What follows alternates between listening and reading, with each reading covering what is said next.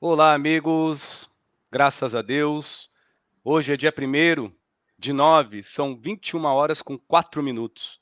Hoje a gente vai fazer uma live envolvendo os malefícios do tóxico, da droga e o que causa no plano espiritual da pessoa, no físico, no mental, no emocional e no sentimental e até no seu energismo humano.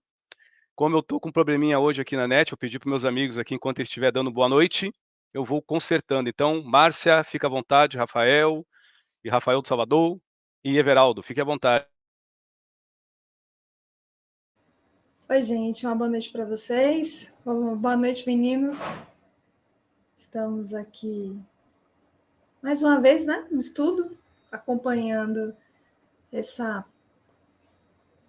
feliz presença do senhor Zé, que está por vir aí. Então, hoje o assunto é bem pertinente, né, ao momento da sociedade, nossa sociedade, que inclui também aspectos de violência. E tudo nesse envolvimento, né, do ser humano perdendo um pouco os seus limites. Então, fiquem à vontade para fazer as suas perguntas, dentro do tema, por favor. Colaborem sempre. A gente é sempre feliz, né, com a participação de vocês. Meninos, fiquem à vontade. Uma boa noite, pessoal. Boa noite, Márcia, Everaldo, Rafa e seu Zé. Vamos lá para mais um estudo, vamos aproveitar o máximo possível. Boa noite a todos, boa noite, Márcia, Rafael, Zé, Edson. E vamos lá, né, para mais uma noite de estudo que sempre tem a nos agregar cada dia mais. Ninguém sabe tudo, a gente está sempre aprendendo.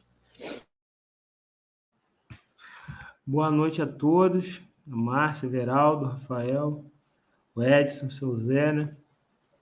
Que a gente possa ter uma noite de estudo, de acolhimento, né? Só quem vive com quem é dependente de qualquer coisa que seja, né? Que a pessoa não consegue se livrar de certas substâncias, se tornando, assim, muito nocivo e degradante para a pessoa mesmo, dependendo do nível que chegue isso, sabe o que é o transtorno de quem é dependente de alguma substância química, da mais variada que seja, que qualquer dependência é dependência. Ótimos estudos a todos. É isso aí, então. Seu Zé, você já está por aí? Você precisa de mais um tempo? Como é que estão as coisas aí? Precisa de ajuda? Fique à vontade, garota. Seu Hoje, Zé, nós vamos falar de um assunto um tanto delicado. Perante a sociedade atual, aonde a animalidade é confundida com gostos, paixões, atrações e declínios sensuais, ou quando não, até mesmo sexuais, por onde o amor, de uma forma muito acanhada e extremamente inclinada aos apegos e aos apelos da mesma sensualidade e sexualidade quase sempre exacerbada, é quase como um toque e uma doutrina de uma religião ou uma seita, aonde você, para ser aceito, deve ser Maria vai com as outras. Quando não, se faz a mesma coisa no tocante do amar próprio, uma propriedade que é mais um despertamento do que uma busca. Entretanto, pela mesma exacerbação psíquica da grande maioria da sociedade, as pessoas impõem regras umas nas outras. A princípio, não se amam, mas obrigam de uma forma muito agressiva, por mais que disfarçada de intelectualidade, a que o outro a ame, mesmo que aquele que assim peça ou que assim por carência e ansiedade se expõe a este senso de ridículo, infelizmente se faz. O que Zé está tentando dizer? É muito fácil você olhar um drogado da rua e dizer fracassado. É muito fácil você olhar um drogado, um doente, uma pessoa que necessita de ajuda e dizer este é um bandido, no mínimo é ladrão. Ou quando não, acusá-lo, além de ladrão, bandido e fracassado, como um ser humano moribundo que não merece nem viver. Por detrás de toda a dor e de sofrimento de um tóxico humano, há sempre uma certa história, muitas das vezes de desleixo da família, ou quando não, uma família muito unida, extremamente positiva aos olhos da sociedade. Entretanto, em algum meio e aspecto há um vazamento de hipocrisia, de carência, de desdém ou de obrigatoriedade. Raríssimos ainda são os seres humanos encarnados que têm algum tipo de declínio aos tóxicos, que sejam apenas pelo espírito, como os alguns encarnados dizem aqui na Terra. Tipo, Zé, o meu filho, usa tóxico porque é do espírito. Não é assim que vocês falam? Por detrás deste tipo de autoagressão do uso dos tóxicos, sempre há uma lacuna. Se não é a família perfeita, é a sociedade imperfeita. Se não é a sociedade perfeita, é a família imperfeita. O tóxico e as drogas é sim uma enfermidade social. Entretanto, nós vemos ainda, tanto como a depressão, hoje nós estamos falando dos tóxicos humanos, sendo vistos muitas das vezes inferiores a um animal.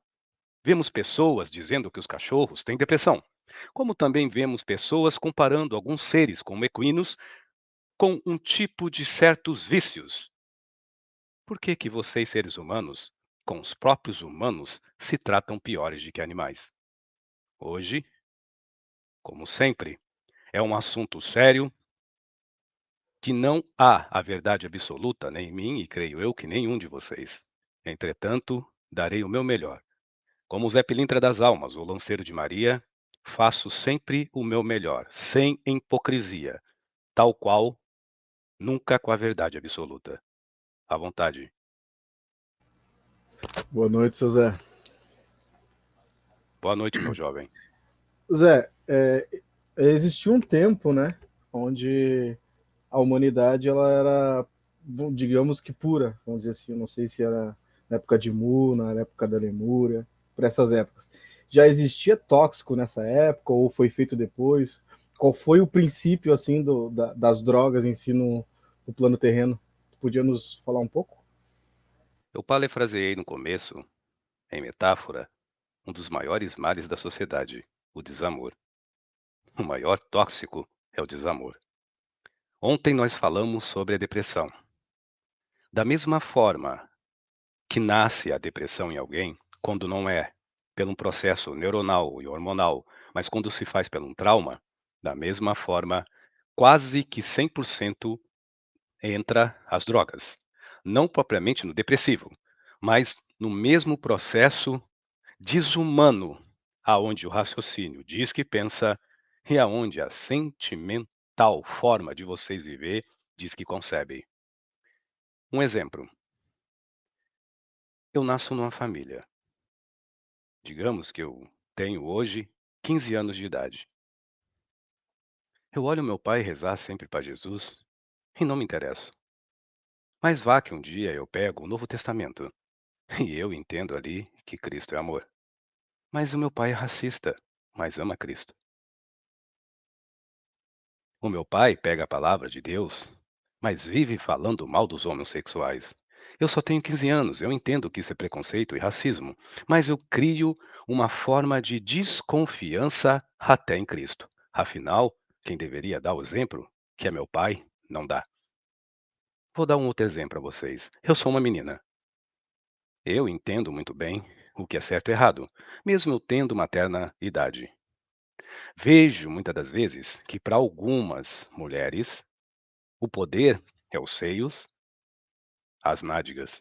Como eu vejo também que para alguns homens, o poder é uma fala grossa ou apenas uma postura de macho.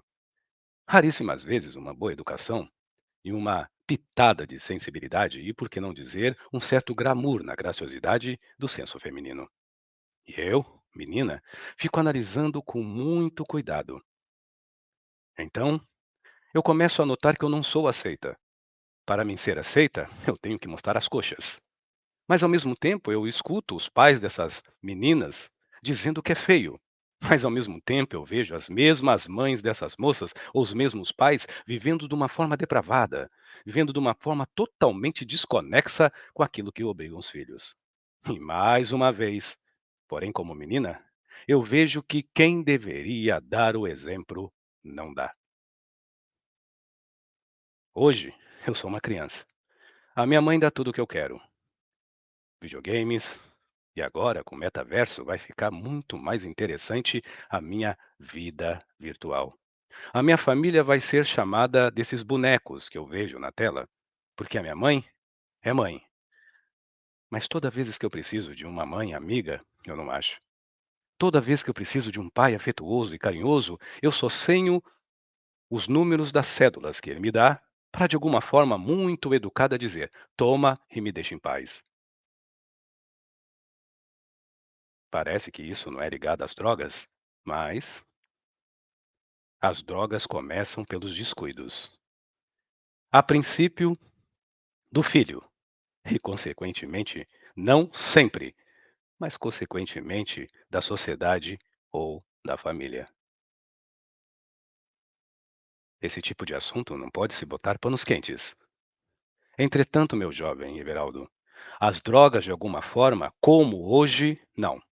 Mas sempre existiram de alguma forma alguns entorpecentes. A questão é como vocês usam e para que vocês, de alguma forma, se chapam, se dopam. 99% é fuga. Mas é interessante, tomar 16 cervejas e falar e fazer um monte de porcaria com a vida como pai de família é bonito.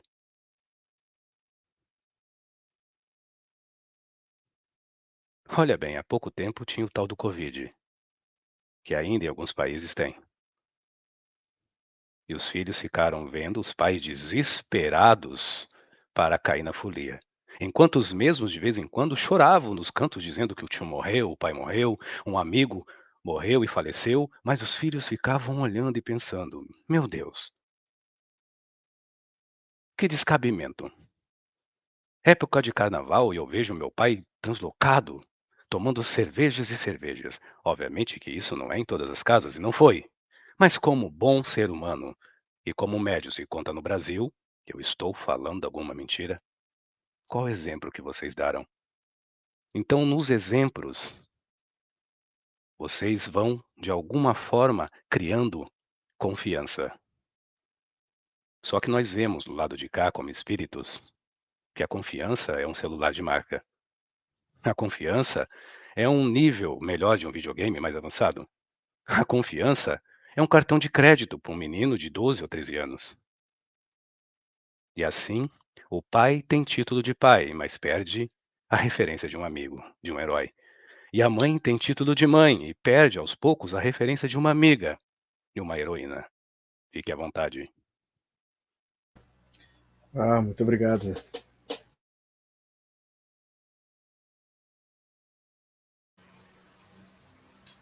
Posso seguir, Márcia?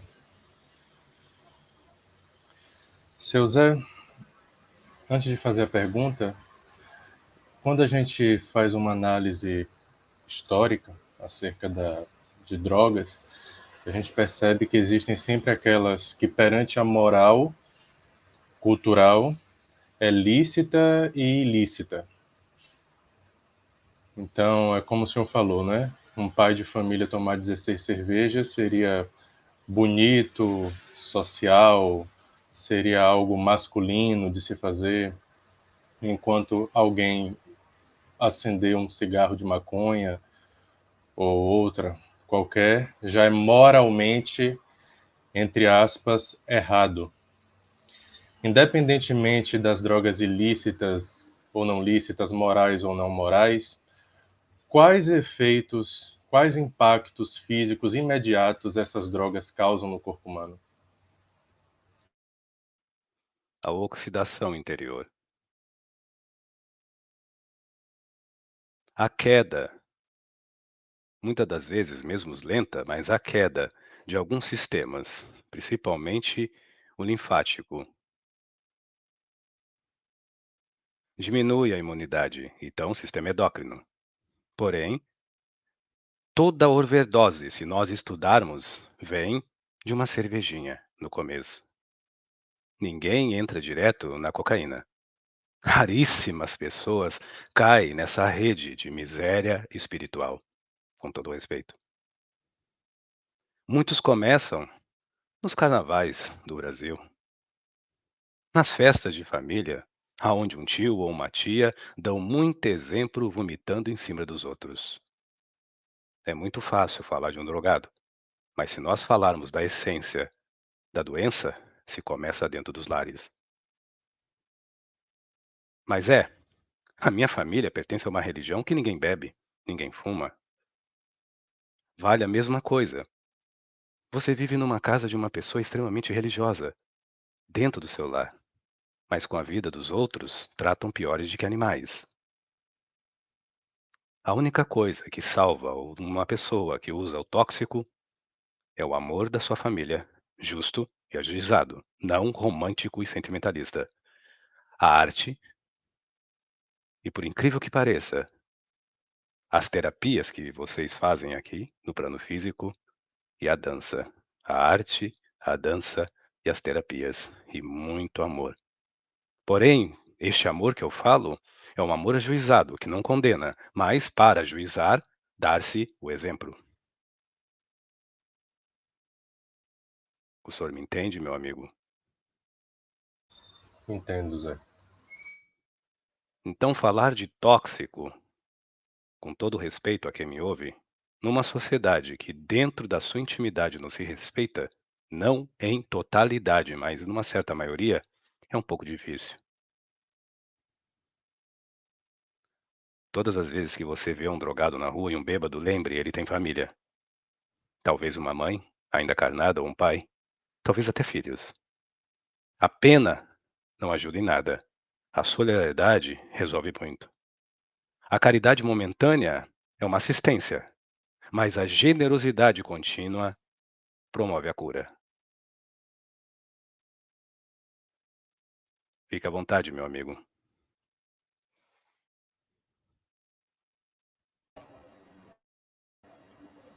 Seu Zé, e ainda nesse contexto, quais seriam então os efeitos psicológicos, tanto para o cérebro, né, para a mente do ser humano, quanto para o físico mesmo, como o senhor já vem colocando aí?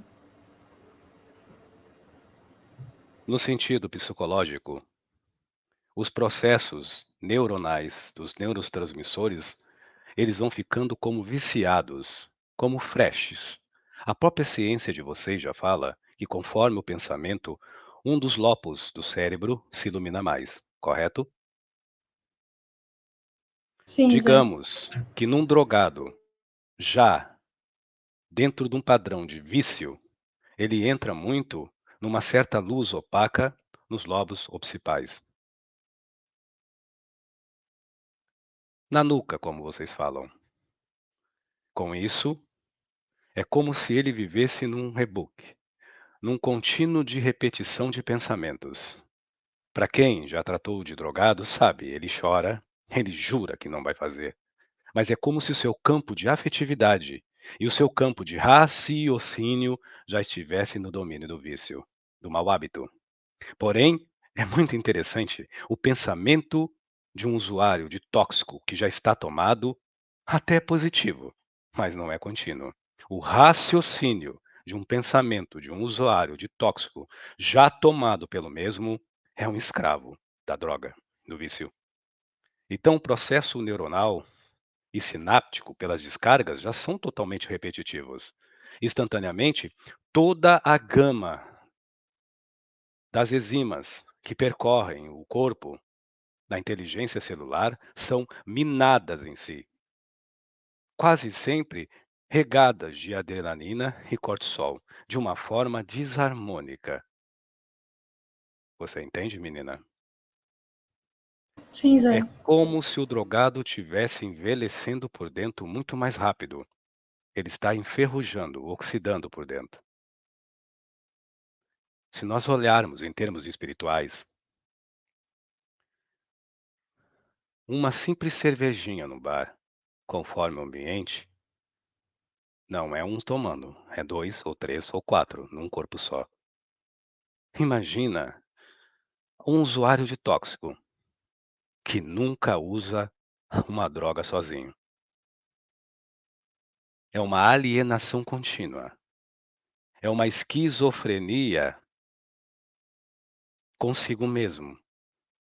Um drogado vive no próprio corpo várias épocas, porque ele vive revivendo traumas da infância.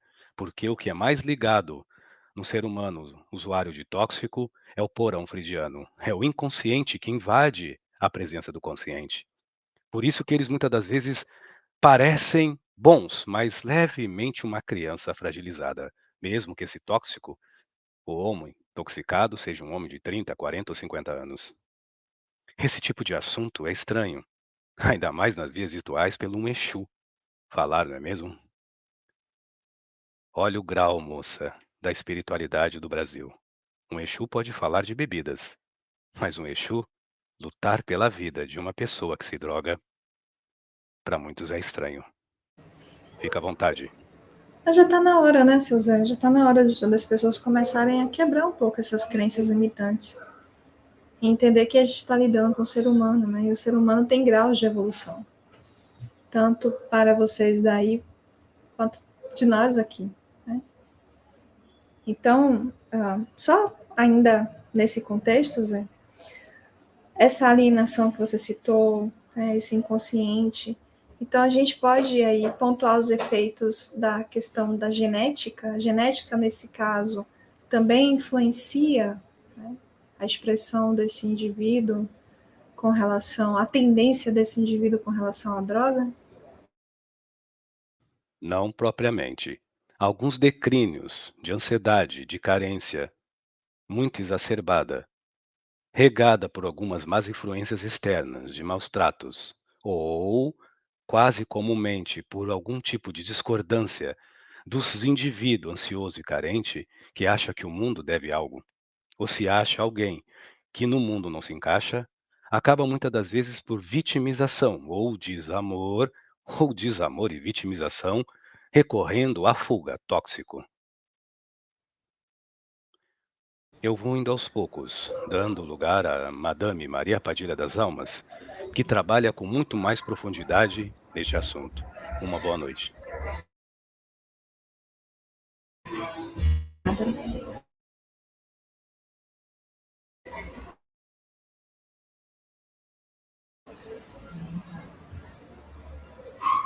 Maria, você já chegou? Tá com a gente?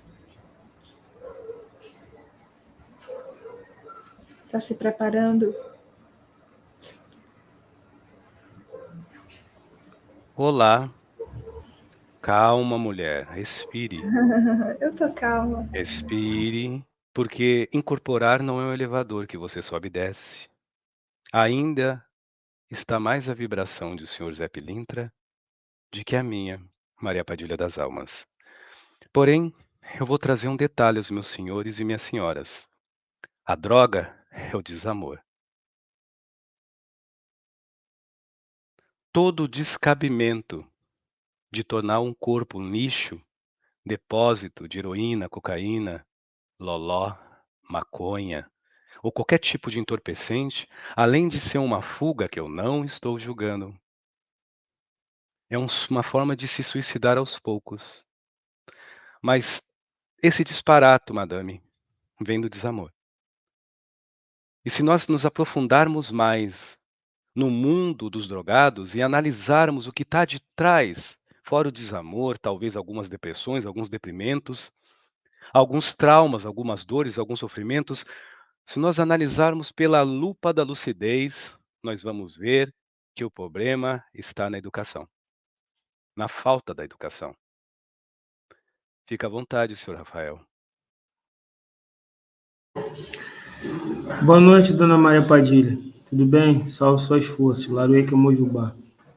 Boa noite, meu senhor. Fique à vontade. Dona Maria, como os vícios podem distorcer o pensamento e o julgamento daqueles que fazem uso das substâncias? E nessa distorção, né? Quais riscos que a gente tem associado a essa distorção, né? Quem convive e até mesmo para o próprio usuário. Fica à vontade. Olha que coisa interessante. Nós, Exus, muitas das vezes, não só nas festas mundanas, não só do Brasil, mas do mundo, nós assistimos muitas das vezes a alguns pais de famílias que não fazem fiasco, não dão bafão, como vocês falam aqui. Mas eles bebem tanto, tanto, tanto, e todo mundo está vendo que ele está bêbado, e ele está dizendo, não, eu não estou, eu posso tomar até mais uma, e fica em pé. Faz sentido, senhor Rafael? Nenhum. E assim, muitas das vezes, nós vemos alguns drogados, realmente, com drogas pesadas, aquelas drogas não lícitas. E nós vemos eles fazerem a mesma coisa, porém eles não falam, eu posso fumar mais um ou cheirar mais um pouco? Não. Eles sempre vão negar que fizeram. É interessante. Enquanto uns bebem demais e dizem que podem tomar mais, aqueles que já estão doentes nos tóxicos sempre vão dizer: hoje eu não fiz, não vou mais fazer. Então, como disse o senhor Zé Pilintra das Almas, a educação social deveria mudar um pouquinho, bem pouquinho, ser honesta. A educação social deveria mudar um pouco, ser honesta, porque não é. A nossa meta, a pedido do senhor Rafael, e está aqui falando sobre tóxicos, é dar um alerta aos pais. Olha o nível de desamor que tem a faixa etária hoje, estou falando num geral, não estou dizendo que todos, mas dentro de uma generalidade do Brasil e do mundo, olha a faixa etária dos 13 aos 19 anos. Olha como é que está a mentalidade dessas garotas, desses garotos. É preocupante. Eu não estou dizendo que são todos, mas é muita gente frustrada e mal amada numa geração só. Então, como disse o senhor Zé, é bom ser pai, mas a confiança que um filho tem de um pai não é de um pai que paga comida, mas é de um herói que ele tem como pai e um verdadeiro amigo que lhe dá amor. E isso serve para as mães. Quando dar amor se torna difícil entre uma família de pai e filho, mãe e filho, ou parentes, o que reserva as carências e as lacunas dos adolescentes que vão ser os adultos do amanhã? A não ser entrar em furadas de relacionamentos tóxicos e repetitivos, muitas das vezes nem depressivos, mas semi-neuróticos e psicóticos, numa repetição de desamor, aonde muitas das vezes para eles se sentirem melhores já, porque não são aceitos por como são, é uma boa cervejada, ou quando não, várias carreiras de droga. E aí a sociedade acha que isso é coisa de gente fraca. É estranho. O senhor não é obrigado e nem deve concordar, seu Rafael, mas é estranho. E quando tratam, levam para longe, levam para sítios, coisa que particularmente até eu credibilizo. Pelo menos não estão se poluindo sob as pedras dos edifícios, mas estão de alguma forma se redimindo na pureza do mato, na paisagem do campo. Mas quando voltam, encontram o quê? Uma sociedade drogada. Talvez não com os entorpecentes que eles usavam, ou talvez ainda usam, mas com a pior droga que há, o desrespeito social e o desamor pessoal. Obrigada, meu senhor. Obrigado, ele. Boa noite, Maria. Boa noite, meu senhor. Pode nos falar um pouco sobre qual é a relação entre os abusos de substância e os problemas familiares? É interessante a sua colocação, porque são duas formas de desrespeito. Vamos tirar o tóxico, não que o senhor usou propriamente, mas dessa conversa, neste momento, e vamos colocar abuso familiar. O que é abuso familiar hoje, ao olhar de Maria Padilha? Existem pessoas que acreditam até hoje que um pai não deve ser amigo de um filho, só deve ser pai. Porque muitas das vezes a pessoa acha, aquelas desviadas, para não dizer tóxicas, que ser amigo é ser conveniente. Ser amigo é ser Maria vai com as outras. Aí os pais, alguns acham que não, eu não vou ser amigo do meu filho, porque talvez o que o meu filho interprete o que eu faça é ser Maria vai com as outras. Isso é um pai ou isso é um moleque? Porque para mim isso é um moleque, particularmente.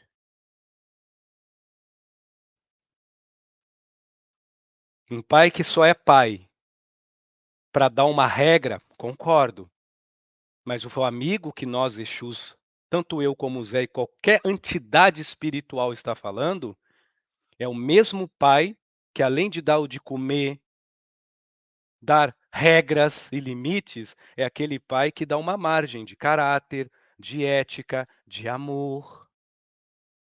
Quando só há educação e regras sem afeto, que é uma expressão que cria dignidade, que tipo de mediocridade as vossas crianças no amanhã vão se ancorar? Se nas próprias sombras de vocês que estão me ouvindo, não todos, muitas das vezes, essas crianças não têm abrigo. Tem alimento, tem comida, tem videogame, tem telefone, tem casa para morar, tem limites. Mas onde é que está o afeto na família?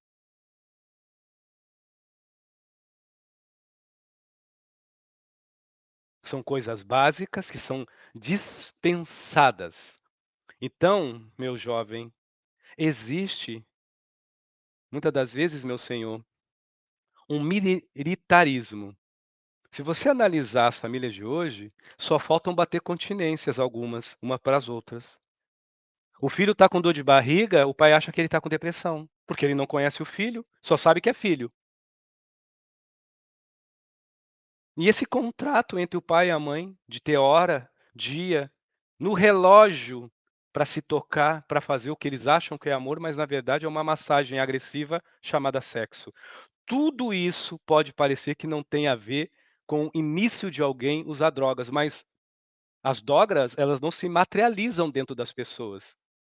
Por mais que elas vão lá comprar, antes delas usarem e comprar, tem todo um histórico que muitas das vezes ela mesmo, o usuário, é a culpada, mas quase sempre, se lá podemos dizer culpa, é social, não é unitária. Então, como disse Zé, é muito fácil olhar para alguém que usa droga caindo no chão e dizer: olha aí, que miserável. E aí você vê uma família que muitas das vezes tem aparência, mas não tem alegria, são ocas de si. Não são todas. Eu não estou generalizando. Então, meu senhor, este é o primeiro olhar de Maria Padilha em algumas famílias, que não são todas, que estão vivendo uma espécie de militarismo, aonde a mãe cuida da casa, ou quando a mãe trabalha também fora, é mãe, o pai, o filho é filho, família bonita, brasileira e do mundo, mas quando entra dentro da casa o bom senso e diz assim: "Psiu, onde é que está o amor?", um olha para o outro e se desconhecem. Porque só tem obrigações, deveres e funções, não tem humanidade. Antes de um pai, você é um homem que tem sentimentos e sensibilidade, então demonstra para o seu filho que o teu maior poder não é ser macho, o teu maior poder é ser homem, é ser digno. Você, mulher, não é só uma fêmea, você é uma matrona, como diz Zé, e particularmente eu acho interessante. É uma mulher poderosa e forte, então mostra que o poder da mulher é a graciosidade, e a graciosidade não tem nada de fraqueza, ela molda o que quer, do jeito que ela quer e de uma forma que não é só para ela, mas é constante pela harmonia, não só de um lar, mas de uma sociedade. Olha o poder que as mulheres têm e ainda algumas não sabem usar. Aí vão cobrar o quê dos seus filhos que acabam caindo na droga? E é interessante que muitas das vezes fala assim: "Ah, mas é um obsessor, é vidas passadas e nunca é a criação". Nós entendemos que tem pessoas que têm tudo, tem dinheiro, tem iate, tem, como é que é o nome daquela coisa? Arranha-céus, prédios altos, tem tudo, não falta nada, só falta família. Ai, mas eu te vi tanto tirando foto com teu pai, sim, fazendo pose. Onde é que está aquele pai que joga um futebol? Onde é que está aquele pai que rola na grama? Onde é que está aquela mãe que, entenda, não precisa dirigir e motorizar um fogão, mas dá um básico de um carinho familiar, não só do homem, mas a mulher também cozinhar, os dois. Onde é que está aquela harmonia de ternura? Eu vou falar palavras antigas, viu? Mas são extremamente atuais numa família que se ama. Ternura, respeito, dociez, afabilidade, afeto, amparo, acolhimento. Vocês sabiam que isso é coisa de família? Então, muitas das vezes as famílias hoje, meu senhor Everaldo, elas sobrevivem um conjunto de pessoas, mãe, pais, filhos, social, aonde a comunidade da interioridade de cada um se desconhece ambos. Só sabe dos títulos. Você é meu pai, eu sou teu filho. Eu sou casado com você porque você é minha mulher e eu sou teu marido. Eis a sociedade que está cada vez mais se tornando frígida e gélida de si só. Agora eu vou falar no outro lado. Primeiro eu falei do conjunto da família que não se respeita, que não é todos, mas vocês têm a tal de televisão, creio eu que vocês têm rádio, vocês não olham as mídias sociais? Eu só estou falando da minha forma.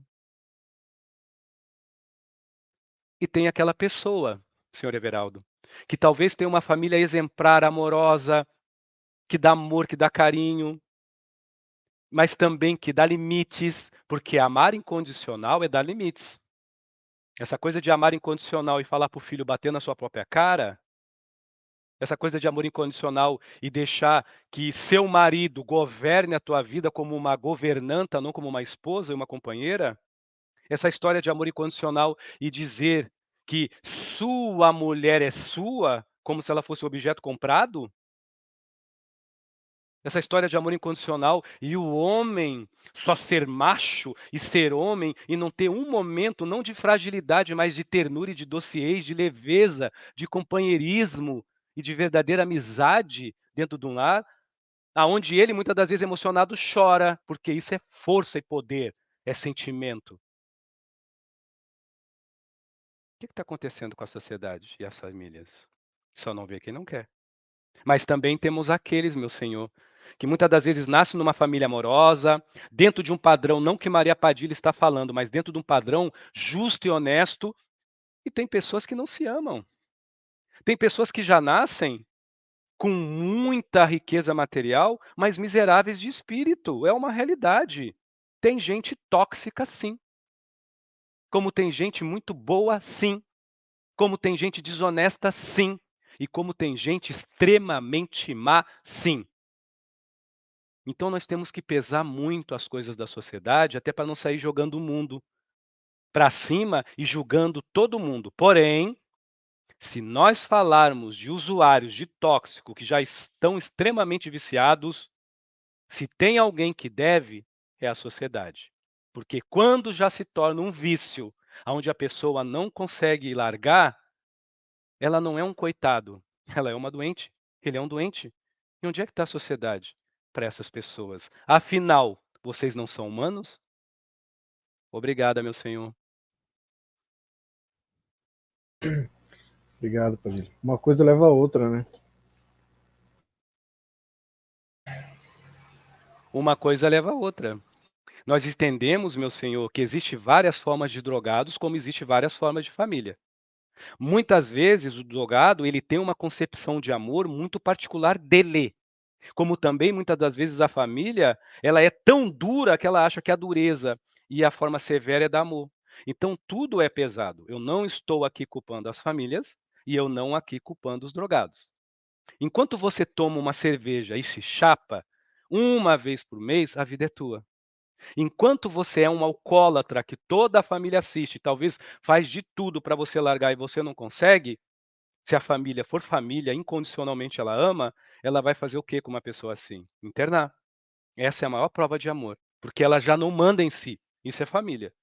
Agora, ficar nessa coisa, aonde a família sofre e aonde a pessoa doente que usa esse tipo de entorpecente também, é uma escolha de cada um.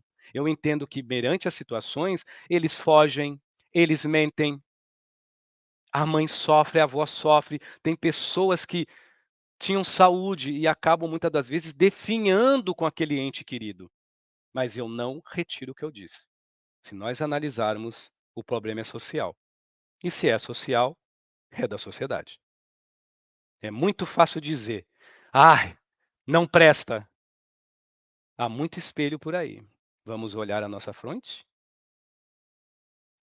Fica à vontade, meu senhor. Muito obrigado, Padilha. É muito interessante que quando a gente para pensar em drogas, né? Por exemplo, tá aí o tema, vício nas drogas.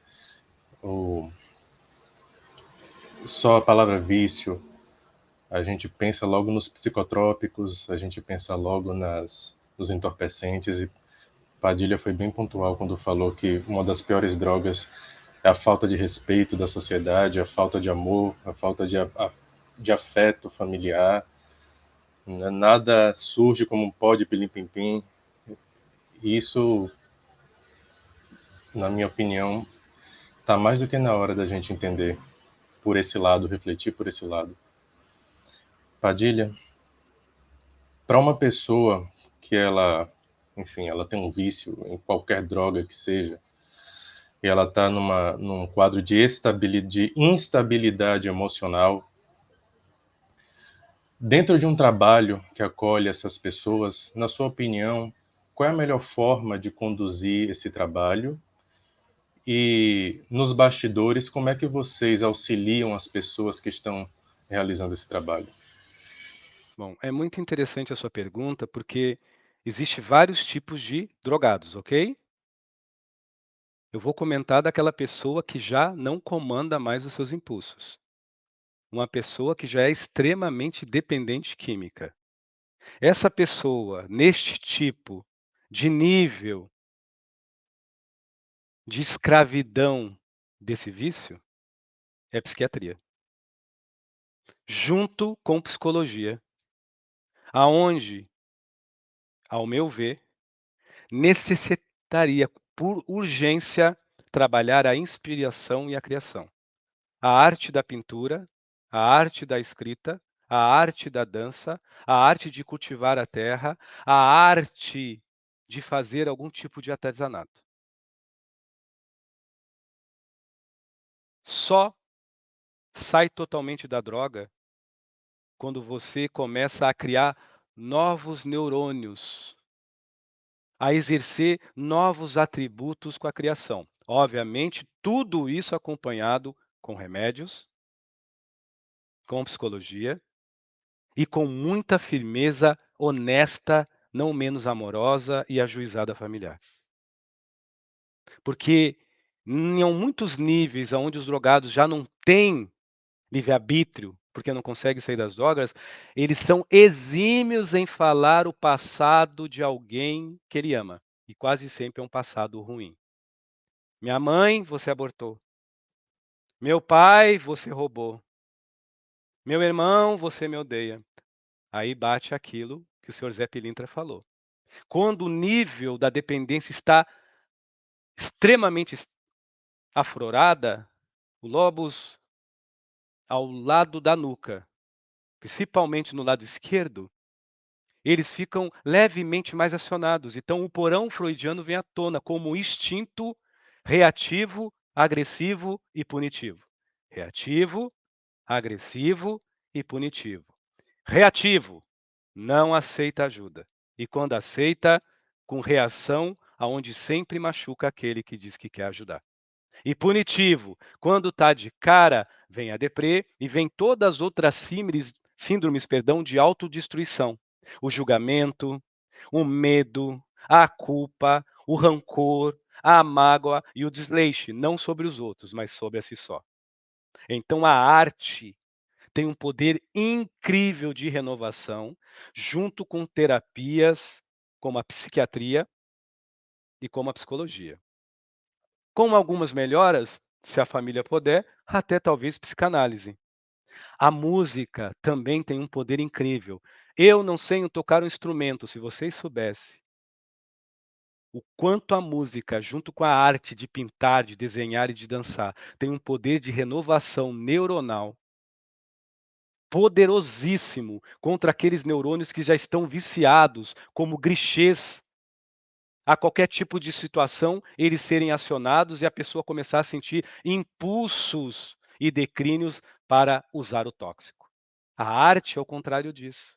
A arte, ela cria neurônios e neurotransmissores aonde a pessoa só quer criar, criar, criar e o máximo, não para se aparecer e para se envaidecer, ela quer compartilhar a sua criação com os outros. Necessita muita terapia especializada de psiquiatria e psicologia. Aí o drogado é curado. Se não, ele é só tratado. Obrigada, meu senhor.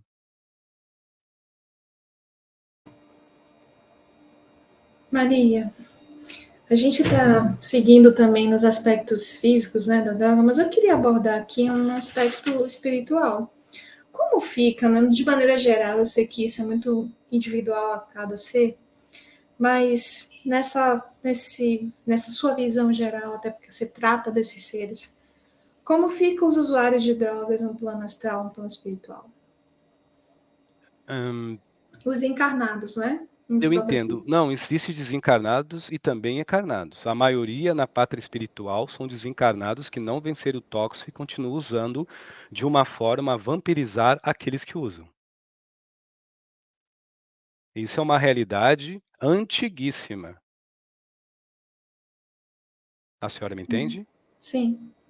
Eu vou dar os dois exemplos. Para os encarnados, quando o tóxico se concentra apenas na região pulmonar, nós levamos ao mar para fazer uma limpeza junto com as forças salinas e também da energia ultravioleta e infravermelho do Sol com um espelho que vocês chamam mar. Como isso é um processo magístico, não venham caso os detalhes, mas posso dizer que é uma espécie de remediação para dar tempo à pessoa a não ter tantos impulsos quando está de novo no corpo físico. Quando a droga afeta, como todas de alguma forma afeta, o processo endócrino, acelerando o cortisol e a adrenalina, nós levamos às cachoeiras, aonde nós vamos trabalhar com descargas elétricas no plano astral, junto com as forças vibráteis das rósseas, junto com a água doce, como vocês falam. Isso falo na linha de Exu. Quando a droga já é uma droga tanto pó ou química, aonde afeta os neurônios e aonde afeta com profundidade a inteligência adulterando a inteligência celular, nós levamos para montanhas, em lugares extremamente altos, aonde a atmosfera, não só física, mas até no plano astral, é extremamente rarefeita. Aí nós podemos dizer que nós fazemos uma espécie de faxina no corpo do pretérico. Mas eu vou falar de uma forma mais humana. Nós usamos a terapia do som, a musicoterapia, numa casinha que eu tenho logo ali. Nessa casinha, aonde tem algumas padilhas e outras entidades, nós usamos sons de cristal.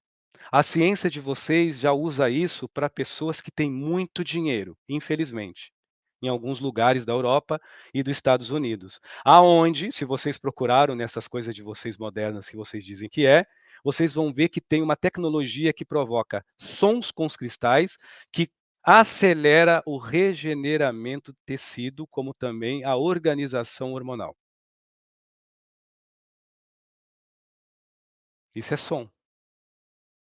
Também nós usamos a cromoterapia junto com som pulso, porque daí, além de vibrar no campo do pretérico, vibra dentro dos órgãos deste mesmo corpo rarefeito. Tudo isso que eu estou falando, na Terra, fisicamente, tem. A diferença é que nós usamos uma simplicidade terapêutica. O meu trabalho no plano espiritual é uma espécie de psiquiatra com psicóloga. Eu prefiro fazer terapias em grupo, aonde as pessoas evidenciam, com muito ajuizamento ou com dor ou sofrimento, as suas maiores lacunas. E eu, de uma forma muito cuidadosa e cautelosa, e não menos respeitosa, vou administrando com algumas palavras, com alguns comandos, com alguns dizeres, com algumas histórias, aonde de alguma forma aquela dor e sofrimento passa a ser aprendizagem e superação. Tudo isso é feito aqui na Terra. Porém, em lugares que ainda necessita dinheiro, coisa que não deveria ser assim. A senhora me entende? Sim, Maria. A diferença da terapêutica espiritual para a física é que nós, no plano espiritual, preferimos trabalhar em grupo, em grupos grandes. Quando você evidencia sua dor querendo se curar, não é vergonha, é vitória. Até que essa vitória se transforma em superação. Isso é uma das verdades terapêuticas mais profundas que há. O reconhecimento abre portas, né, Maria? Sempre haverá. E principalmente que aquela dor se dói com proporção forte, é porque você não é fraco. Você é um Sim. forte que momentaneamente não sabe usar a sua força. Que a dor e o sofrimento se apossa desse tipo de momento de fragilidade da sua persona. E aí envolve temperamento, gênio e tudo mais. À vontade, senhora. Obrigada, Maria. Vamos seguir. Ah, um detalhe. Eu falei dos carnados. Quando Ah, nós tratamos alguns espíritos desencarnados que de alguma forma desencarnam e no plano espiritual ainda continuam vampirizando os encarnados, que não necessariamente precisam ser da família, nós temos uma terapia familiar. Dificilmente nós desdobramos uma pessoa encarnada. Quase sempre nós procuramos uma avó, um vô, um tio, um amigo ou um conhecido, onde aquela pessoa, já nas drogas ou antes das drogas, teve uma confiança, porém, aquela pessoa uma certa neutralidade. E assim nós vamos trabalhando aos poucos a confiança e a superação. Raríssimas vezes nós desdobramos uma mãe para levar para um filho que morreu, vamos dizer assim, de tóxico, só depois da sua memória, da sua melhora. A senhora entende? No da plano mesma espiritual, qualidade. no plano espiritual nós temos objetividade, nós não usamos muito sentimentalismo.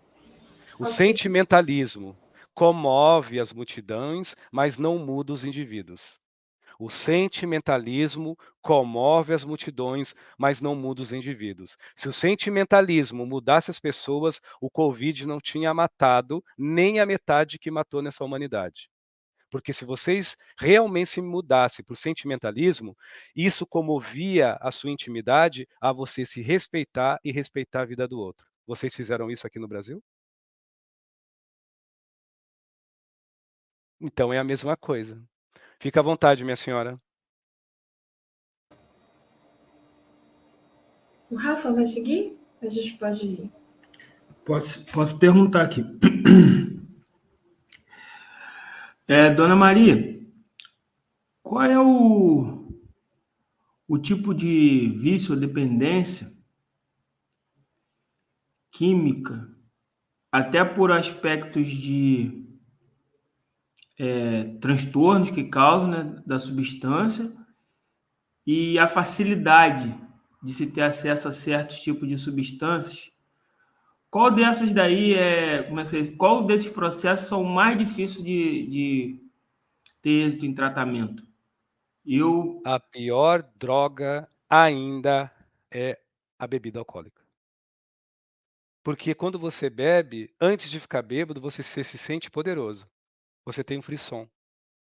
Há uma súbita leve de adrenalina e logo após vem um cortisol, porque como você não quer voltar àquela mesma instância que você estava de sobriedade, você ainda quer ficar no barato. Até ao ponto de você fraquejar e achar que não está bêbado e já está quase caindo no chão. Aí você sai da euforia, suavemente vai para a melancolia e depois sobe na euforia até cair na nacuna da dor e do sofrimento, de ter gastado demais, de ter traído ou traído a esposa ou o marido, de ter gastado o dinheiro das compras de casa, Eu estou falando muito sério. Muita gente diz que a cocaína e tóxico como os êxtase, mas a bebida alcoólica ainda é a mãe da perdição do mundo das drogas. Porque a cocaína entorpece e o efeito é rápido. Todas as outras drogas, de alguma forma, o efeito é rápido. A bebida, além de ser lenta, ela dá uma forma de prazer, de poder, porque você se desinibe e se desdepe de toda a tua vergonha, de todos os teus limites. É um vício maldito. Não os viciados, mas o álcool é o pior vício que nós, Exus, socorristas de Maria, notamos nessa humanidade atual. O álcool, sem dúvida, é o pior. Porque ele não mata rápido, mas ele destrói toda uma família. Assim como a cocaína e qualquer outro tóxico que tira a consciência da pessoa. Mas ainda, antes da cocaína, é a cerveja, é a cachaça, é o vinho, é a birita. Óbvio que eu não estou julgando aquelas pessoas que tomam algum tipo de bebida por prazer. Mas nós estamos falando, nesta conversa, de pessoas que não têm mais o equilíbrio e não têm mais nem mesmo o mandato do seu ir e vir na vida. Fica à vontade, meu senhor. Por que que eu também tenho esse ponto de vista, bem parecido com o da senhora? É porque eu já estou na terceira experiência da minha vida com o alcoolismo. A primeira nós perdemos, a segunda nós vencemos, e na terceira ainda está incógnita. A gente está lutando. Por Então, o isso que senhor sabe muito bem a referência que eu falei agora. Sim, sim. O alcoólatra de verdade, ele tem 4, tripla e até queen 5, e se duvidar até 6 subpersonalidades que ele toma. O chorão e o coitado, o empoderado e agressivo, o submisso que aceita tudo, mas ao mesmo tempo por melancolia não faz nada, e quase sempre aquele altruísta, que toda vez que ele vai tentar sozinho, ele levanta a cabeça e faz festa e dá uma alegria para as pessoas, e infelizmente não ele, mas o tóxico, puxa o tapete. Não é assim, senhor Rafael? Exatamente. Quem trabalha com isso como o senhor sabe como é. Mas agora, quando as pessoas só vê um bêbado moribundo na rua, acha que é o quê? Que é vagabundo. Não é isso?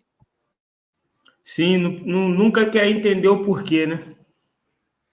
Independente se a pessoa quer se matar bebendo, independente que a pessoa não preste, o alcoolismo e as drogas e os viciados são doentes. E quem deve cuidar é a sociedade. Porque se não cuidar, a sociedade não é sociedade. É um aglomerado de seres humanos insensíveis com a sua própria raça, que amam os animais, dão até mamadeira para os cachorrinhos, fazem aniversário para os cachorros. Que eu não tenho nada contra os animais. Mas quem ama um animal e desfaz a própria raça, não ama nem a si mesmo. Pobre dos animais que suprem a carência desse tipo de gente, com todo respeito.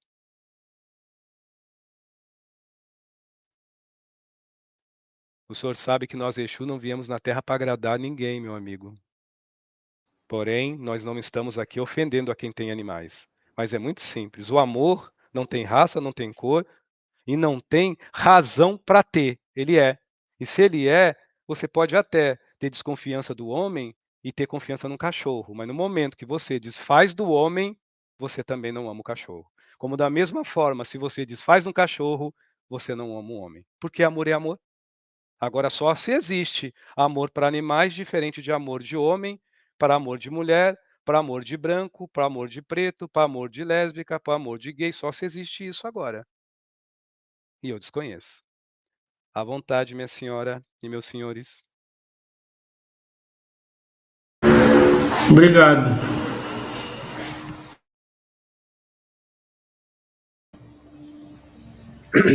Padilha, quais são os desafios espirituais que as pessoas enfrentam ao lidar com a dependência de drogas e como isso afeta a conexão com seus valores e crenças pessoais? É muito interessante porque não há confiança e não há humildade.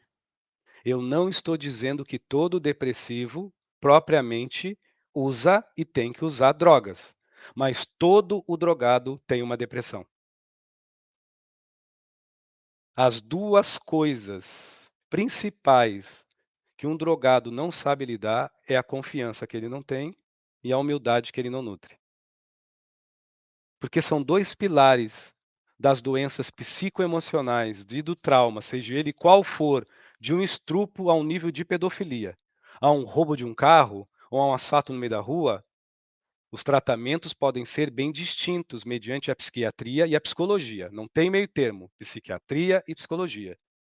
E se assim os médicos profissionais determinarem, um psicanalista, um terapeuta, um massoterapeuta, uma musicoterapia e tudo mais. E aí vem as outras terapias do mundo. Porém, sem humildade e simplicidade, não há cura. E junto com essa simplicidade e humildade, a confiança, porque o drogado não confia em si. Se ele confiasse em si, ele não usava droga. Não há confiança em uma pessoa que já é guiada pelos impulsos do tóxico. Ela não confia na própria vida. E quando ela fala de esperança, sem tratamento, é oca, é vaga. Eu não estou desmoralizando, eu estou tratando a droga como ela merece, como uma porcaria, e tratando um drogado como ele merece, um ser humano. Simples assim. O senhor entende, meu senhor? Sim, entendo sim, Maria. Nós não falamos aqui, mas eu vou dizer uma coisa. Se um pai ou uma mãe pedir ajuda a Maria Padilha e a qualquer Exu, merecendo ou não, nós vamos no lar e vamos ajudar. A um filho, a uma filha, ou seja quem for. Porém, a maior força não é de Exu, é de você, pai, e é de você, mãe. Pedir a Deus e principalmente confiar no amor, porque se não confiar no amor, qual força você vai usar para ter razão de seguir em expressão de sensibilidade, de ir ao abraço ao seu filho ou ao seu ente querido que momentaneamente é um usuário de tóxico? Quem me pediu para fazer esse comentário é o senhor Zé Pilintra, que está nesse exato momento na casa de uma mãe. Fique à vontade. Ele está dizendo que é uma mãe que está por aí nessas coisas, mas não é para ler. Não é para ler o nome dela, não. Continua, moça. Moços, continuem. Padilha, eu queria entrar no tópico um pouco ainda da educação. Quando a gente vê a força policial entrando nas favelas e fazendo abordagens contra os traficantes e prendendo tanto traficantes como usuários, e as coisas se confundem, e nós aqui de casa, né, assistimos aquilo tudo e nos sentimos chocados, porque nas Vocês se favelas sentem existem essas coisas. indefesos. Um verdadeiro cidadão que vê um tipo de desgraça dessa, de assassina, se sente indefeso dentro de sua casa. Mas continua, meu senhor. Era exatamente nesse ponto que eu ia chegar, porque nós assistimos e nos deixamos levar por aquela coisa que está sendo vendida para nós, de que é lá, é onde tem a miséria, é onde tem a pobreza, é onde tem a marginalidade, é que tem o problema com a droga, o psicotrópico ilegal, né? E não Educação, meu senhor. O isso. dia que qualquer cidadezinha, a um estado, a um país, a um continente apostar numa educação lúcida, a droga some. Porque os traficantes não têm poder contra o lápis e a caneta e a criação de uma criança que quer aprender. Nenhum traficante, nenhum marginal deste planeta tem maior poder do que a educação. E da mesma forma, sem educação, os homens da polícia que deveriam proteger matam, porque não há respeito. E sem educação, um pai de família sente-se acuado dentro da sua casa, sendo um homem de bem, pensando: meu Deus, já pensou se o meu filho está passando ali para comprar um pão da padaria? o meu filho morre, sem ser um usuário, sem ser um traficante, porque não há respeito. É uma terra de ninguém. É o que eu tenho para dizer, meu Senhor. Eu não sei ver as coisas de uma forma a florear e esconder o que é real. A falta de educação é a segunda pior droga, porque a primeira é o desamor dentro dos vossos corações e dentro dos lares. A segunda é a falta de educação, porque a educação traz respeito, a educação traz valores qualitativos de gratidão, mas tempo é tempo. Eu sou só uma morta falando para quem se acha vivo. À vontade, meu Senhor. Maria, se não for demais, eu gostaria de pedir que, se você puder, né, contasse algum caso em que você trabalhou relacionado ao tratamento de um viciado.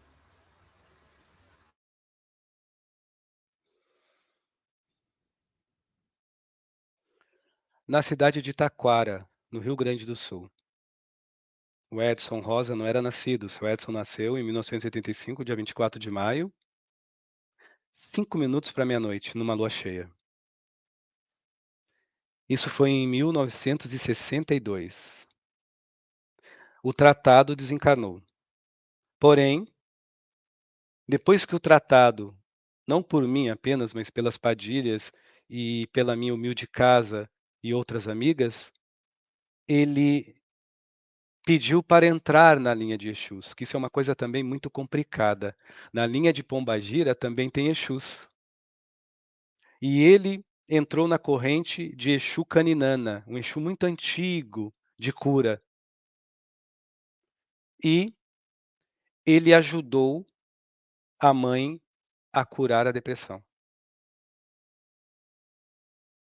Todas as vezes que a mãe católica rezava e lembrava do filho, ou não lembrava, ele ia, rezava junto, dava um passe energético, obviamente espiritual, e assim ele ficou cuidando daquela mãe. Agora,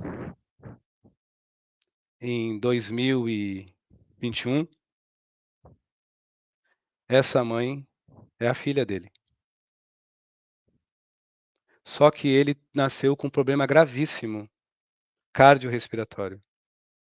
E essa filha cuida dele de uma forma que tem horas que parece um filho.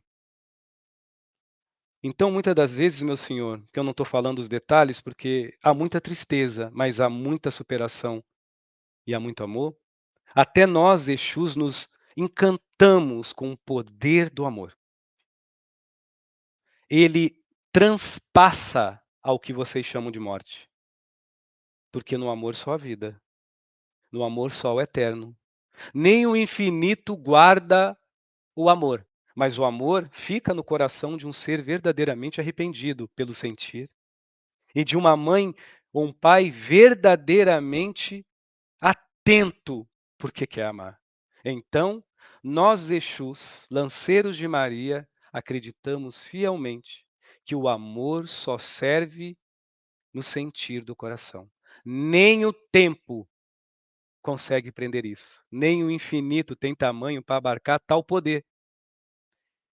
E assim vai a vida, que não termina muito. E assim vai a vida, que sempre derrota a morte. E quando eu digo não termina muito, porque a vida nunca termina. O amor, meu jovem.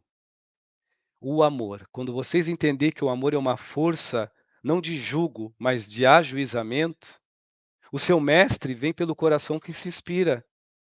E o seu professor vem pela razão crística, que mesmo com os olhos fechados, lhe ilumina. E mesmo com os braços cerrados um no outro, você abraça a multidão que está em sua volta, porque a tua expressão é vida, é generosidade, é exemplo, é caridade, é bondade, é ternura, é compaixão. Mas isso não vem com o que vocês falam muitas das vezes de perdão. Isso vem com compaixão humana. É certeza absoluta que o outro, mesmo morrendo, está vivo. E mesmo vivo, nunca vai estar morrendo. Eu falo isso para as mães e pais que muitas das vezes olham os filhos encrasurados no tóxico e já sente todo dia a agonia da morte. Fica à vontade, minha senhora e meus senhores. Maria, é de se pensar, de se refletir, e na sua experiência, nas suas observações, por que a negação à vida se torna maior do que o instigar do senso da esperança para esses seres que se A envolvem? culpa e o medo. A culpa e o medo. O culpa, muitas das vezes, pelo estado de dor, uma gigantesca extensão de vida dentro de tal depressão, deprimento, melancolia e momento só de sofrimento que o entorpecente causa dentro de um ser humano que vocês chamam de gente. Mas é uma culpa e um medo supra-humano, porque só se ocupa de dizer para si mesmo: vai embora, sai daqui, eu não te amo e não gosto de você.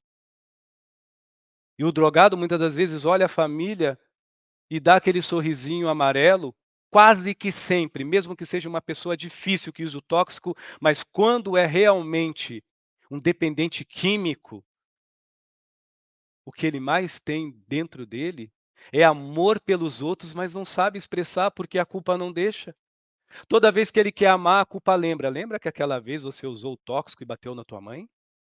Lembra que aquela vez você pegou lá o dinheiro do teu irmão?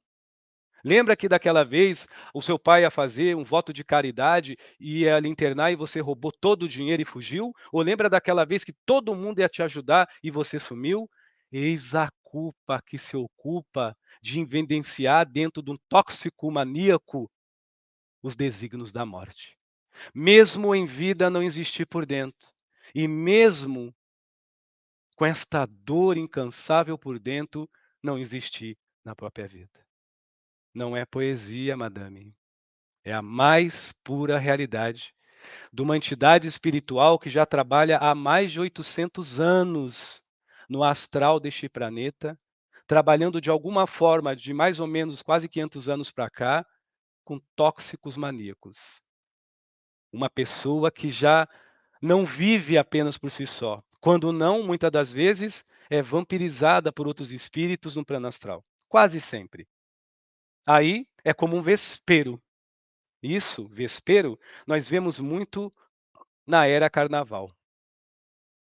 É aonde as portas, não do inferno, mas dos umbrais conscienciais, aqui, dos encarnados, através do extravaso sai para fora, e aonde as chaves de energia ectoplasma de vocês que estão festejando a libertinagem, o carnaval não é libertinagem. Mas a festas de muitos assim é, e assim destrancanfiam muitos obsessores do plano espiritual inferior para, de alguma forma, compartilhar da folia. Emmanuel, mentor de Chico Xavier, tem um texto lindo falando sobre isso. Então, não é nada de novo. Mas, Padilha, carnaval não é todos os dias. Sim, mas o carnaval da intimidade que não se ama, o carnaval daquele que diz que é bom e não se respeita, o carnaval daquele que pratica o bem, mas não se melhora, o carnaval daquele que diz que perdoa, mas não dá um voto de compaixão por dentro de si, porque vive na mágoa, no rancor, na dor e no sofrimento, no desespero do lamento de todas as vezes que fica em silêncio, não se sente sozinho, cai no abismo da solidão. Este carnaval é todos os dias em muitas famílias, não só na cabeça, mas no coração e no vulco de carne de vários cidadãos que estão me ouvindo. Fica à vontade, meus senhores e minha senhora. Maria, só para completar essa questão, até que ponto a gente pode considerar a perda do livre-arbítrio nesses casos que envolvem a droga e o entorpecente? Em primeiro lugar, minha senhora, qual livre-arbítrio o ser humano tem a não ser a dignidade dele nutrir o que ele é? Se lá ele não é fragmentado pelo estímulo da conveniência, da carência, da pretensão, da prejunção, da ansiedade e dos estímulos de entretenimento pelas facilidades de conveniências, barganhas e trocas.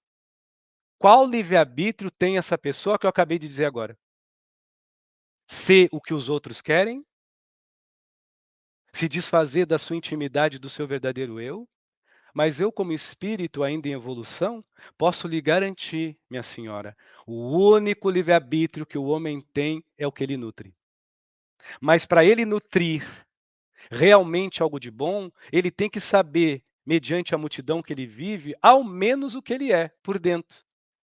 Vocês que têm filhos, sabe como você educa alguém ser especial para si só por dentro? Não é só com a educação, é com o estímulo da integridade, com a postura de estímulo de princípios qualitativos humanos, com estímulos de ética, de caráter, para que mesmo que a sociedade tenha um nível de moral, ele com caráter ético, sem disputar, muitas das vezes faz o correto, mesmo que lhe doa, porque isso é caráter. Hoje, ética, integridade, caráter ético foi para sapata, quase entrando naquela curva, naquela boquinha que vocês chamam do chão de bueiro. Porque vocês só falam de moral, moral, moral. Mas que moral é essa que lhe obriga a ser o que você não é? Fazer o que você não quer?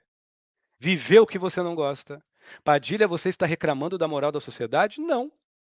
Mas pergunta para a tua imagem do espelho, olhando nos teus olhos, você é feliz?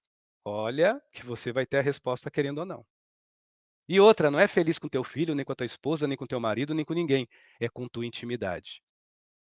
Então, vocês estão criando as pessoas para viver disputando e criando cidadãos para não existir na sua intimidade, só sobrevivendo. Pega uma pessoa da roça, que vocês chamam de simples e humildes, e dificilmente alguém na roça, ou um índio, que só foi criado talvez com as brutalidades, não agressivas, mas da mãe natureza, sol, chuva, temporais, e tenta corromper ele. É óbvio que talvez ele se corrompa, mas antes de se corromper, ele vai te dizer boas verdades.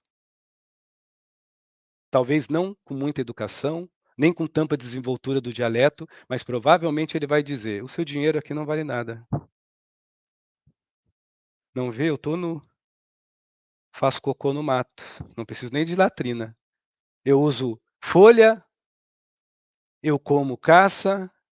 Padilha, você está nos comparando com silvícolas atrasados? Não, eu estou comparando você com uma sensibilidade avançada de índios, de mamelucos, de pessoas do campo que não perderam o que vocês chamam de integridade e de educação.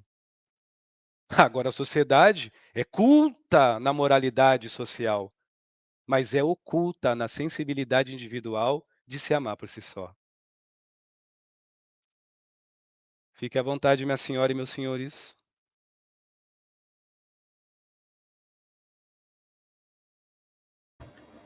Rafa, você vai seguir? Maria,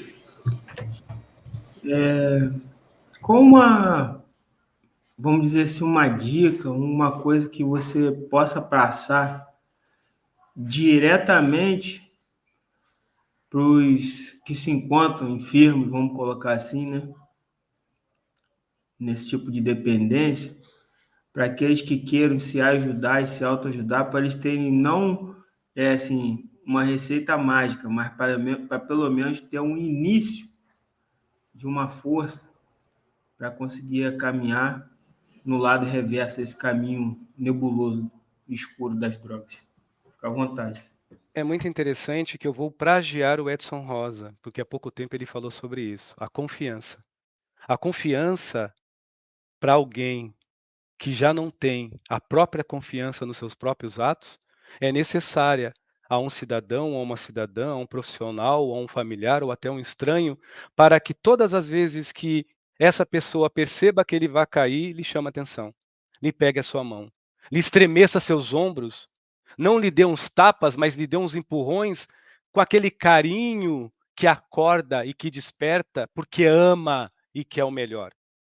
Então a confiança é necessária. Eu não vou pedir para você, drogado, se amar. porque eu sei o quanto é difícil. Mas eu vou lhe fazer um pedido para você, meu irmão, minha irmã. Escolha alguém aonde que mesmo na raiva você confie. Mesmo na fissura, você pode não respeitar, mas você vai confiar. Bendita seja essa pessoa, porque ela não vai ser a sua sombra, ela vai ser a sua luz. De preferência, um psiquiatra ou um psicólogo.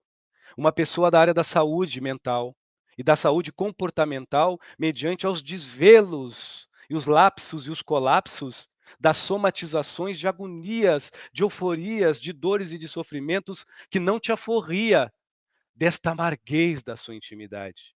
Eu não estou pedindo que o senhor se ame, mas eu peço ao senhor e à senhora, à madame e ao cavaleiro, que confiem.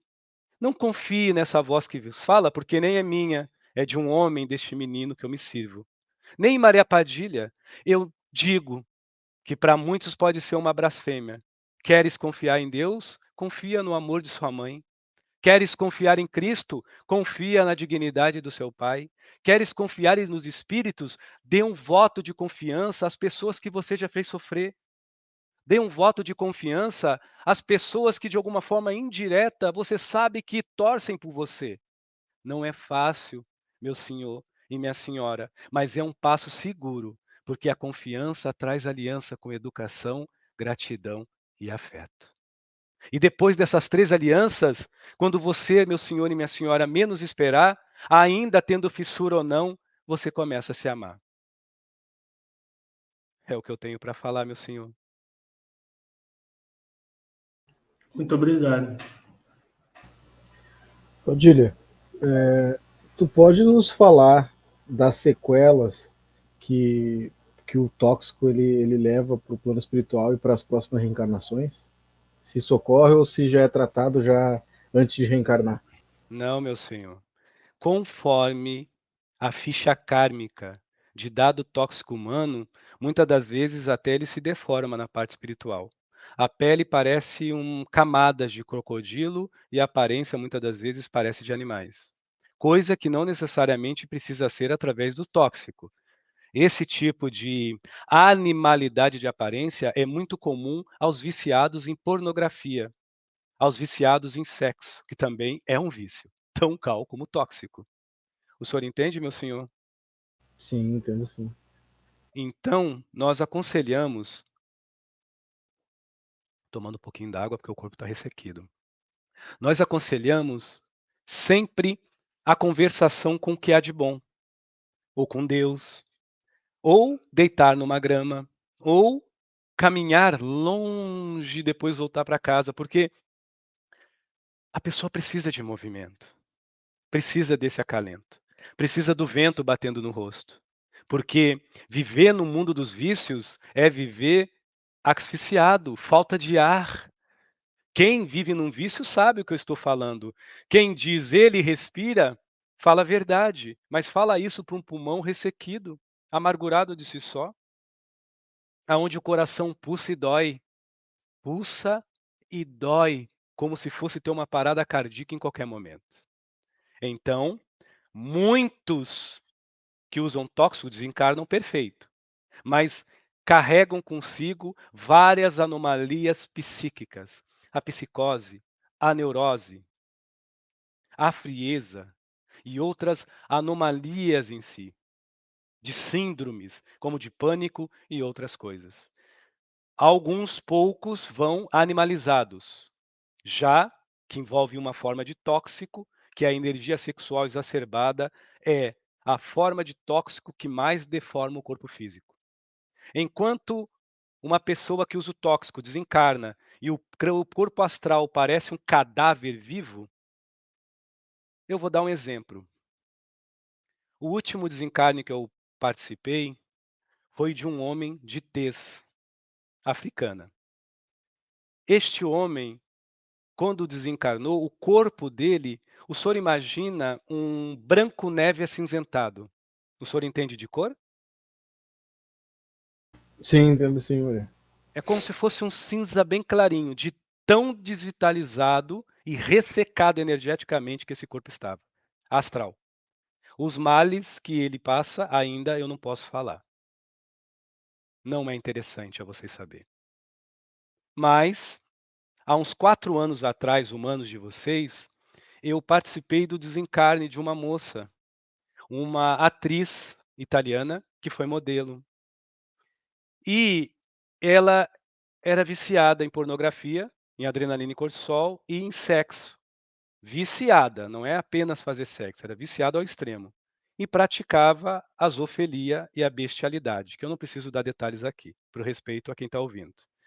Ela desencarnou muito parecida como um dog feminino. Uma mistura de humana e um dog feminino. O trabalho que dá para torná-la humana não depende de nós, depende dela. Então, muitas das vezes, alguns espíritos acham que certos vícios aqui, como masturbação exacerbada, pornografia, tudo isso não tem um impacto no corpo astral. Claro que tem. Até o exacerbado do açúcar, o exacerbado daquele líquido preto que faz espuma, todas essas coisas vão cozinhando o corpo de vocês e vão, de alguma forma, deteriorando alguns laços energéticos dos corpos que vocês, quando desencarnar, vão ser os corpos astrais, como também o do pretérico. Tudo que é exagero, como diz o senhor de Tranca-Rua que está cá, dá ruim. Tudo que é exagero dá ruim. Eu vou encerrar essa live agradecendo vocês, agradecendo ao senhor Rafael, que Deus te abençoe, que os anjos, que os espíritos, que os Exus da sua banda, que os lanceiros de Maria, que sua mãe, que eu vou visitar hoje, que seu pai, que ainda não, mas a sua mãe, eu posso garantir vida e luz. A minha senhora, Dona Márcia, que as venusianas, que suas irmãs, que os espíritos da egrégora do reiki lhe abençoe sempre. E que mestre, que aqui vocês chamam de Pena Branca, e o seu irmão Hilário sempre esteja com a senhora. Que o senhor Rafael sinta-se abraçado pela essa corrente linda aborígena que o senhor tem, com o preto velho Joaquim Jaruanda, que também é um filósofo que não vê um caso, e com esse povo lindo que o senhor tem de um preide, e que o Senhor, seu Everaldo, seja abençoado com as forças da luz, com essa egrégora linda que o Senhor tem do povo de Exu, Quitéria Padilha, Marabô das Almas, Senhor de Tranca-Rua da Sete Encruzilhada. Que Deus te abençoe, meu amigo. E a todos e todas que me ouvem, eu vou indo-me embora num falar de luz deste amigo que vocês conhecem como Benedito, trazendo uma oração para as famílias, para os pais, para os seres que ainda estão tentando sair do tóxico e não conseguem. Que Deus abençoe vocês, desde que vocês saibam que o Deus que eu falo é o Deus do amor que talvez alguns desconhecem dentro de si. Ao mesmo Cristo que tanto eu amo, é aquele sentimento de amar que talvez alguns já têm e talvez momentaneamente outrens desconhecem. Esses vale a pena amar. Uma boa noite.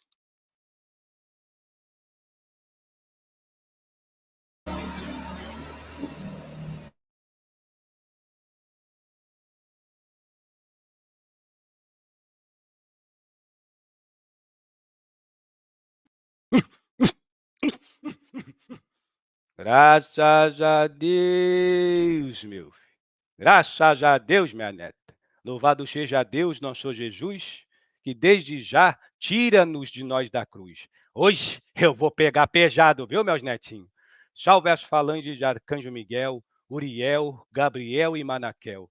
Salve os espíritos de luz, em nome de Cristo Jesus, que tira-nos de nós de nossa cruz. Senhor, escutai-nos no nosso próprio silêncio e envolvei-nos neste momento, não só de relento que gravita pelo tempo ao redor do meu corpinho, mas que preenche com carinho no suspirar do meu pulmãozinho, do puxar do meu coração e do bimbar energético de todo o meu energismo. Nossa Senhora, advogada de todos nós, advogue para os meus netinhos, minhas netinhas, meus neguinhos e minhas neguinhas, que ainda momentaneamente talvez se encontram na rua, aplicando, cheirando, bebendo e momentaneamente se destruindo por certos artifícios. Mas assim se faz a abertura de um grande orifício de luz descendo sobre nós, que é a bênção do Cristo Jesus. Então, que os lancheiros de Maria, que os samaritanos, que os amparadores, que assim se faça os caciques, os caboclos, os preto velhos e os Jesus, em nome da corrente de Maria e de Cristo Jesus, adentre os vossos lares. Então, regem no silêncio e agradeço no Pai nosso que estás no céu, santificado seja o teu nome que me escuta, porque ele é santo. Santo seja o hálito, o suspiro, o respiro, o brilho do seu olhar, porque somente assim, em igual como seres humanos, Cristo ressoa no ar. Venha a nós o vosso reino, que é nos nossos coraçãozinhos, que feito assim se faz a sua vontade, discipando, tirando e transmutando tudo que há de esvario, solidificando em nós um rio de bênção, um mar de felicidade, aonde o suspiro de verdade é afeto, gratidão, indulgência, compaixão, altruísmo, educação e amar. Então, Pai, que seja feita essa vontade. Então, peça, mãezinha, peça, peça a sua vontade, peça, paizinho, peça você momentaneamente doentinho que use essas coisas, peça, peça em tom de agradecimento, sabendo que desde já nós, por nós mesmos, perdoamos todos os nossos males que ainda se faziam na nossa intimidade. Que assim seja e assim será. Minha netinha Márcia, meus netinhos, que Deus nosso Senhor Jesus Cristo abençoe a vós vocês e que sirva, que sempre há tempo para mudar. Sempre há o amparo da luz, sempre há, em nome de Cristo Jesus, um lanchete no gabinete da saleta, aonde aquele cômodo VIP chamado silêncio lhe traz a consequência da centelha de Deus. Creia nisso, meus filhos. Querendo ou não, Deus é contigo. Querendo ou não, a vida continua. Então, levanta e anda. Segura na mão de Deus, meus netos. Segura na mão de quem te ama e fala pro chorar coraçãozinho. Só mais um pouquinho, que eu já estou andando. Hum, hum, hum. Eita, coisa boa, né, gente? Muito obrigada, Maria. Muito obrigada, Zé. Obrigada, Benedito, por esse banho de luz que a gente recebeu aqui agora. Obrigada a vocês, né, por estar aqui acompanhando. Para aqueles que quiserem rever ou indicar essa live a efeito de estudos, né, de reflexão, ficará gravada no canal Amigos do Zé no YouTube, tá, gente? Então, meninos, Rafa Miranda, Rafa Gacelin, Everaldo, aquele abraço. Muito obrigada a vocês, sempre aqui, parceiraços. Fique à vontade, tá? Abraço, Márcia, Everaldo, Rafael, todos os amigos espirituais e Edson e a todo mundo que ficou conosco até agora. Muito obrigado. Realmente foi um presente. Um abraço a todos e boa noite. Muito obrigado a todos aí, viu? Um abraço a todos, boa noite. Muito obrigado mesmo, fundo do coração. Uma boa noite. Então é isso, gente. Até a próxima. Fiquem com Deus.